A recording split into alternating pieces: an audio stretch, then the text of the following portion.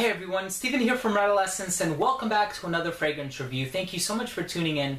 And today we're going to be taking a closer look at a fragrance by a company called Rituals Cosmetics.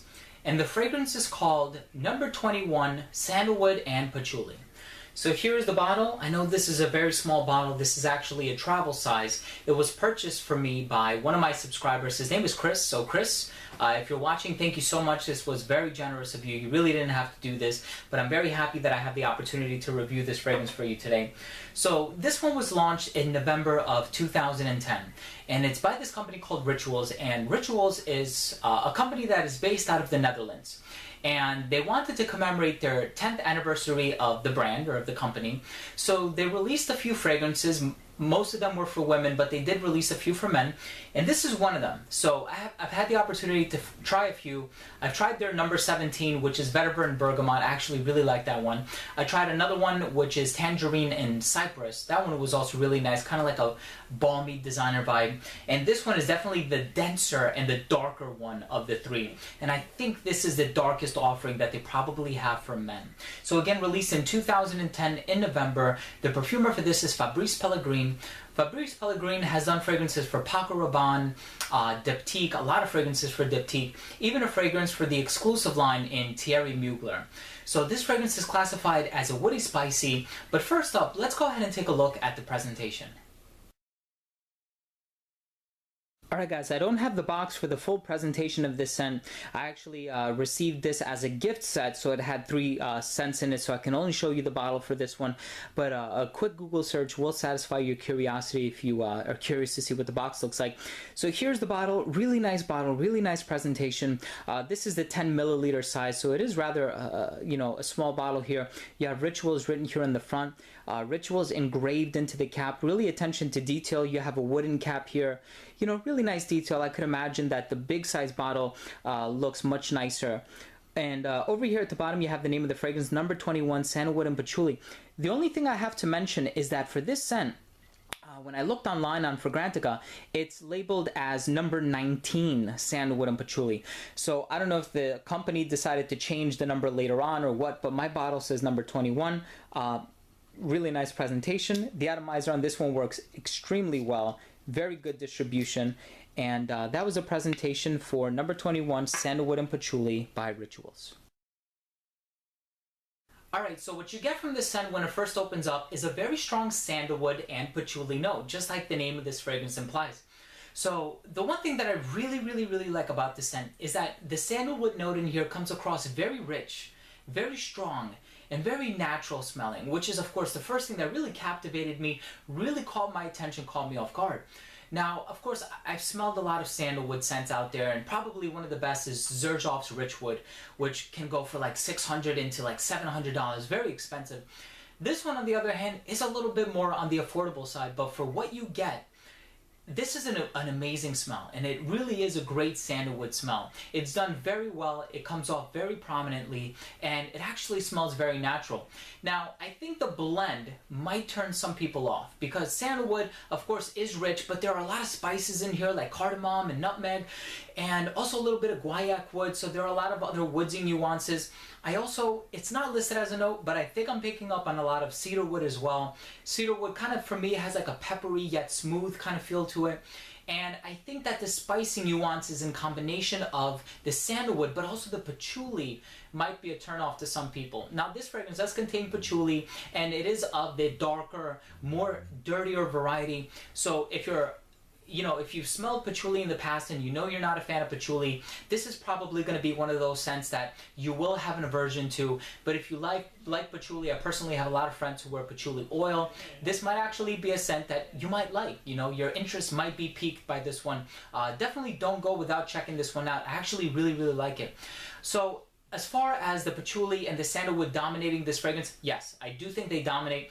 But I think that there are also some other notes in here that are as dominant, and I think those are the spices. Now, I'm not good enough to tell whether it's, more saffron or more nutmeg or more cardamom or whatever other spices are in the scent, but it is a really nice blend of spices, and I don't think either one of them ever outshadow the other.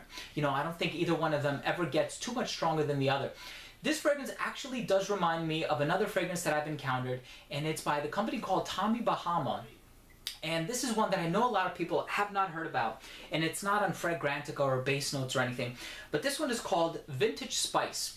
Now, I actually bought this because it did have a little bit of a mature feel, but I think it was a very wearable, mature scent.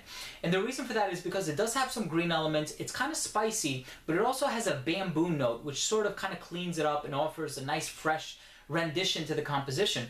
What I get from this scent is the darker brother. So if you're looking for something that's a little bit fresh, it's a little bit on the clean side, but it's still rather spicy with a bamboo overtone, Vintage Spice by Tommy Bahama is a really solid choice for you.